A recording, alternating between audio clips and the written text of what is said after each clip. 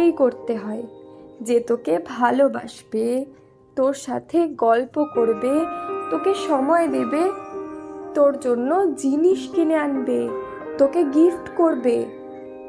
ও, তার মানে যে তোর জন্য এগুলো করবে তাকেই তুই বিয়ে করবি?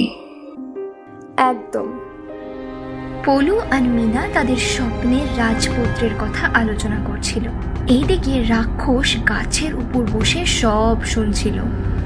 আচ্ছা, মেয়েটার নাম তাহলে মিনা।